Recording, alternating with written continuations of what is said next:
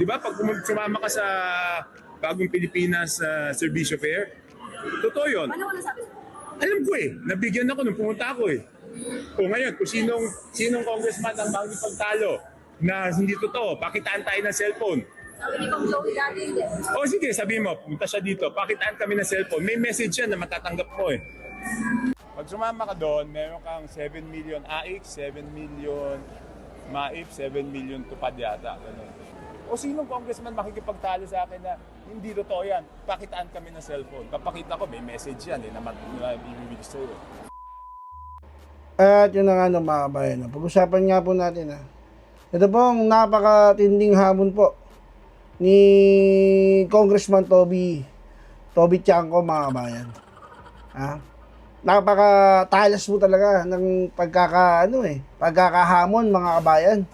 Mantakin mo, hinamon po ni Congressman Toby yung mga kasama niya po dyan sa Kongreso na nasa liderato po ni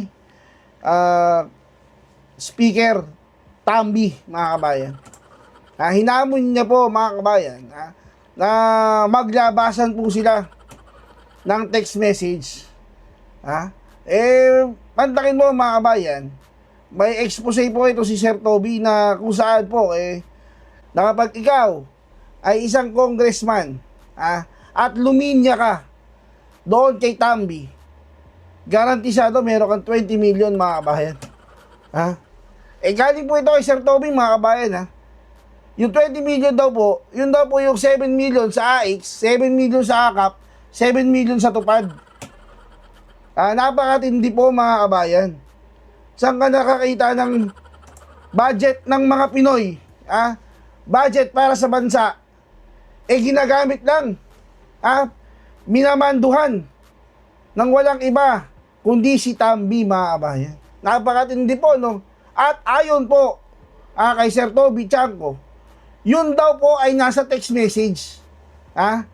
Tinext po lahat ng mga congressman na kakaalyado. Siyempre, hindi naman isisend dyan kay Senator Marcoleta, gawa ng, siyempre, alam naman po nila yung di ba? Lining ni Congressman Marcoleta, nandun po siya sa gitna, dun sa tama. Alam po nilang hindi nila masusuhulan si Senator Marcoleta. Natural, wala po yung text message dyan kay Senator Marcoleta. Kanino lang po na yung text message? Nasa mga nakalinya po sa kanila na dati po nilang kasama, tulad po ni Sir Toby, ni Congressman Toby. Ano po sabi ni Sir, ni Congressman Toby? Iharap mo sa akin kahit sinong congressman. Magsasabi, hindi ako nagsasabi ng totoo, nagsisinungaling ako. Kulang na lang sabihin po ni Sir Toby Chanco, isasampal ko sa kanila yung cellphone ko Kasi nandito yung text message Mantakin mo 20 million, ganun-ganun lang gagawin, basta sumama ka lang, luminya ka lang kay Tamby, mga kabayan. Diyos ko po, Mariosep, no, grabe, napakatindi mo. Yung kapal lang mukha mo sigurong, kasing kapal mo lang yung baboy noon, kasing kapal mo na yung balat ng buhaya ngayon. Dapat na talaga kayo tawagin ng mga buhaya dyan sa Kongreso Antitindi nyo po. Ganun lang kadali, magbigay ng 20 million. Usang ka na, tapos ilan pa kayo dyan lahat? 200. 250 yung bumoto, di ba? Nakaraan, 235. Itayos yung 20 million yan. Bakit hindi, no? Samantalang pera ng taong bayan yan. Buwis ng taong bayan yan. Yung savings yan ng taong bayan, di ba? Naisipan nyo pang taksan, para lang gawin yung ganyan.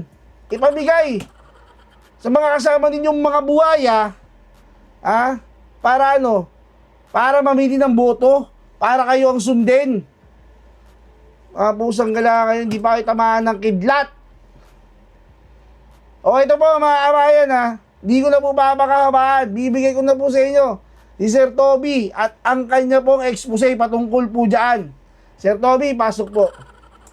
Mukhang hindi na rin nakapagpigil pala itong si Kong Toby Chanco at isiniwalat niya yung 777. Oo. Pito-pito. 777. Pito-pito.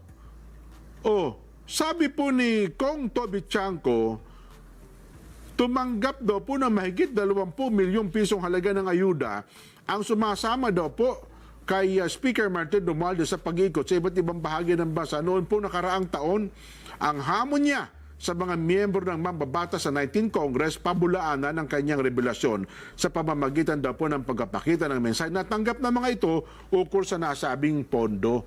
Meron daw mga text message. May boses ba yan? Pakinggan niya natin si Kong Toby. Sige. Kong Toby, ano masasabi mo?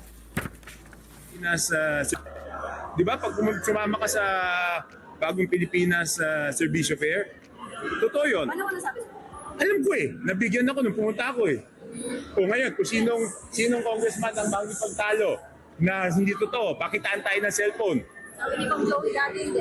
O sige, sabi mo, pumunta siya dito, pakitaan kami ng cellphone. May message yan na matatanggap mo Ayun. Oho. Nako. Mabigat itong hamon ni Kong Toby. Ang nangyayari, tingnan mo madami tayong dapat baguhin Number one na dapat baguhin.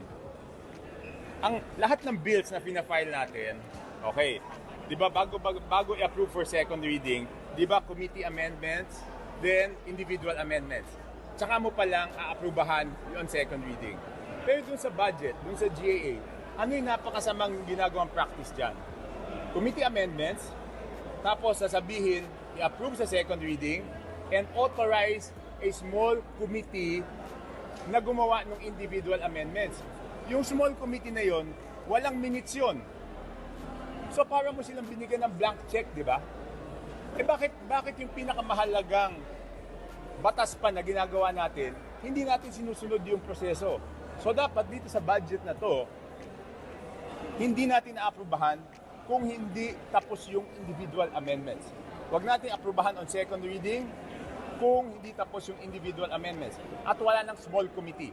So ibig sabihin, kung ano yung inaprubahan on second reading, yan yung final version.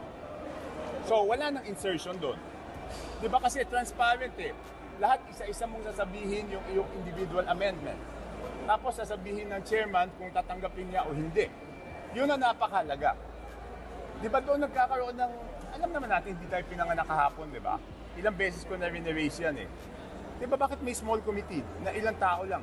Bakit hindi transparent dito i-propose ng bawat member yung amendment at tanggapin o hindi? Tapos pag in-approve natin ang second reading, wala nang pwedeng galawin doon. Kasi ang nangyayari in the past, aaprubahan yung second reading, tapos mababago pa kasi yung small committee lang ang magbabago. So hindi pa pwede yan. Sir, mas malakas kaya yung impact ng proposal ko kung independent kayo or sumama kayo sa majority? I mean, what are the chances na mapakinggan siya? Titingnan natin. Pag hindi pumayag yung mayorya dyan, ibig sabihin may tinatago sila. Kasi bakit mo gustong ipasa sa small committee? Bakit ayaw mo na dito palang pag-usapan? Okay, number 1 po yan. Number 2, dapat wala ng post-enactment. Kasi ang pinagbawal doon sa PDAP is yung post-enactment ng budget. Ano yung ibig sabihin ng post-enactment? Okay, papasa natin yung AIX. Papasa natin yung TUPAD. Papasa natin yung AKAP. Ano nangyayari pagkatapos ng budget? Di ba susulat kami sa office, papasok kami sa portal ng Congress at doon kami hihingi ng pondo sa Office of the Speaker. So bakit kami humihingi ng pondo sa Office of the Speaker, nandun na yun sa budget? Dapat pag napasok na yun sa department, wala nang intervention ang Kongreso doon. So bakit pinasa yung mga social services na to, kahit yung MAIP, bakit kami kailangan humingi o pumasok doon sa portal para humingi ng pondo para doon sa aming distrito? Dapat doon sa budget naka-indicate na kung ano yung amount per district. Parang yung mga infrastructure project, di ba? Dapat naka-line item. Magkano? Para hindi pa pwedeng naipasa tapos sino may hawak ng lump sum. Tapos papasok kami sa portal ng Congress, tapos doon kami magre-request. Post-enactment yan. Ibig sabihin, post-enactment intervention. Napasa na yung budget, ginagalaw pa after. Oo. Dapat wala nang involvement. So yun yung dalawang napakahalaga. Sir, given your vigilance sa budget, Oo. may preferred ka nga for chair? Hindi. Mag-elect na sila ng upper chair bukas. Hindi, meron kang sana Hindi, kahit sino. Basta yun lang, sinabi ko na. So yun, talagang hindi na talaga tayo dapat pumayag dun sa small committee. Hindi na pwedeng, kung ano in-approve on second reading, yun na yun. Kung anong plano mo dyan, i-plenary mo ba or ipapasok mo siyang provision? Paano yung Hindi. Kaya nga, para... siguro na lahat naman sila manonood ng news, di ba? Di malalaman na nila na yun yung ano. Kasi pag hindi ka pumayag, of course, formally i-propose ka yan. Pero pag hindi ka pumayag, ano tinatago nyo? Bakit nyo gusto ilagay sa small committee? Sinasabi ko ulit, lahat ng batas na pinapasa dito, bago mag-approval on second reading, committee amendments, individual amendments, tapos second reading. Ibig sabihin, pagkatapos ng second reading, wala nang babaguhin. Pero pag budget, committee amendments, approve mo muna on second reading, tapos bigyan mo ng authority yung small committee na baguhin pa ulit. So, sikreto yun, di ba? Hindi transparent. So, isa-isa kami magbigay ng individual amendments namin. Kung why did you not vie for the speakership? It's not up to me, di ba? It's not up to me. It's what my colleagues want. Kung ano yung gusto nila. Pero kung di ba nung nakaraan sinabi niyo na mayroong mga... Hindi, sabi ko, syempre, yun na nga yung sinasabi ko, bakit sila natatakot? Because of the post-enactment. Di ba, hawak ng Office of the Speaker yung MAIP, hawak yung AIX, hawak yung tupad. O kung di ka bumoto, pwede hindi i-release kasi nga nagre-request kami doon eh.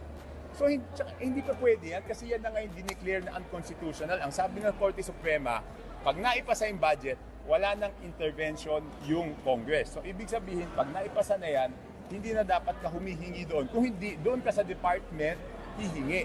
Bakit kami dito humihingi ng pondo?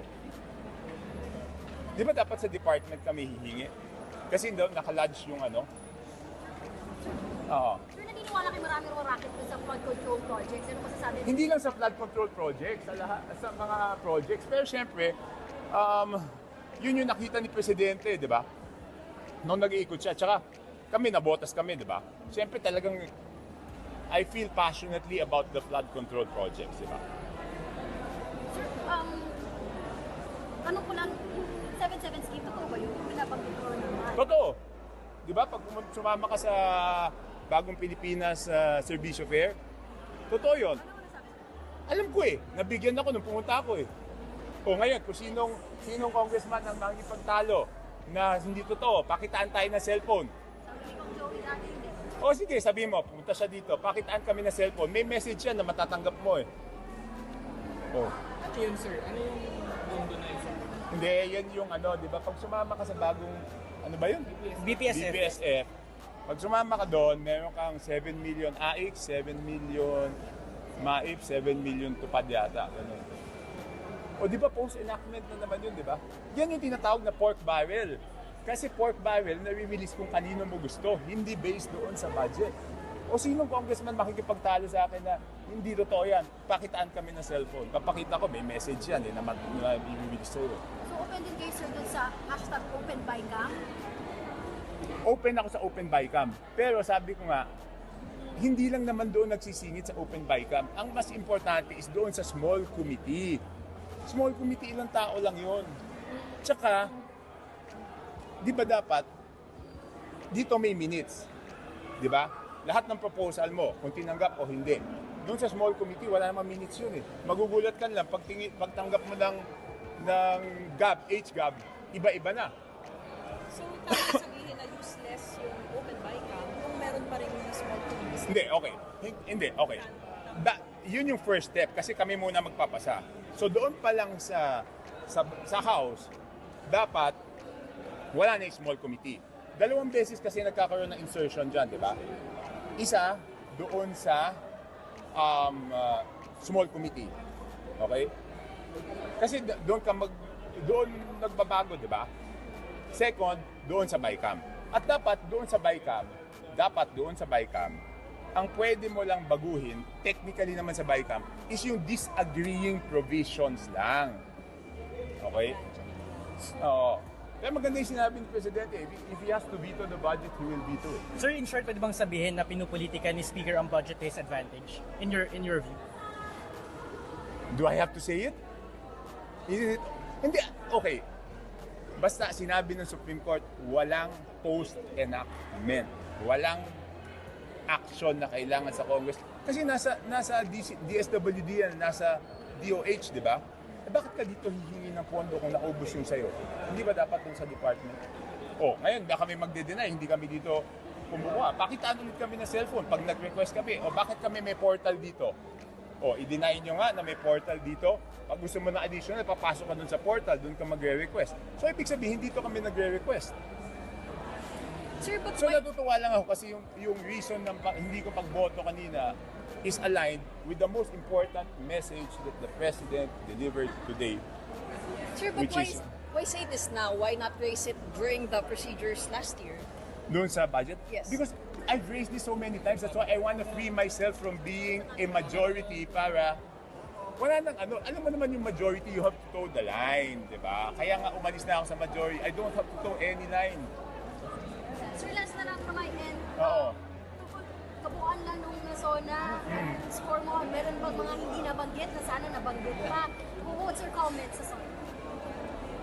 Hindi naman mababanggit lahat eh. Di ba? Di aabutin tayo ilang oras dito. Ayan, nagsulat-sulat ako. Pero nung nakita ko na yung cleanser, okay na sa akin yon. Because doon sa sinabi ng presidente yon, hindi lang yan sa flood control eh. Malaki ang mamimenos na pera pag nawala yung corruption doon sa mga projects na yan. So it's not only flood control. So kaya tuwang-tuwa ako. Sir, pasilip na lang. Meron pang negotiations for you to be the appropriations chairperson. I mean, did you negotiate or did you bring this proposal to the Hindi, di ba? I gave a statement, I think, kailan ba yun? Hindi naman 2 weeks, mga 1 week ago. 1 week ago. Sinabi ko naman din, basta walang dikta, di ba? Basta walang dikta. Pero ngayon, mas okay na sa akin, mas masaya na ako na independent ako. Para at least, Tsaka masaya ako na yung reason ng pagboto ko ng independent ay tugma doon sa sinabi ni Presidente. Kasi where is he coming from? Saan ba siya nanggagaling? Hindi ba yung 2025 budget ang lahat naman nagsasabi it was a mangled budget? So tama yung reason ko ng pagiging independente. Kaya masaya ako. Dapat wala nang blanks. Ha? Wala nang blanks. Hindi, yun talaga hindi naman pwede. Pero pinaka-importante talaga dito, wala nang small committee. Bakit yung ibang, lahat ng bill na pinapasa namin, bakit walang small committee? Bakit yung budget lang? Di ba, ibig sabihin, aprubahan namin dito, tapos magugulat ka, pagbalik mo ng HGAB, iba na. Wala ka na pwedeng gawin kasi sa third reading, wala na pwede baguhin, di ba? Yes or no na lang yun. Kaya nga, importante yung second reading eh. So pag hindi sila pumayag na tanggalin yung small committee, ibig sabihin may isisingit na naman na patago doon. Dapat transparent. Dito mo i-propose. Tapos sabihin ng approacher kung tatanggapin niya o hindi. Sorry, magkakaroon ba ng independent block sa House? How, Kasi parang 6 na kayo. Parang si Kong Alvi, chinichir ka kanina Ha? naman eh. Ano, Saan si ha? Kong Alvi kanina? Saan? Nasaan? Sabi namin bumaba eh. Nawala kanina na po. po eh. Pumapalakpak, sir. Kasi sa ngayon, 6 na kayo. Na ganun? independent. Tingnan muna natin. Are you willing- With the Duterte block. Alam mo, politics aside, let's put politics aside, di ba? We will, basta, independent, para at least, independente kami makapag-gawa ng stand namin. Hindi ko pa sila natatanong kung ano talaga. Siyempre, si Albi, nakakausap ko, pero wala pa namang definite stand on issues, di ba? Ano pinag-usapan niyo pala ko? Hindi, pareho kami hindi makasuporta doon sa leadership. Di ba, naglabas rin siya ng statement.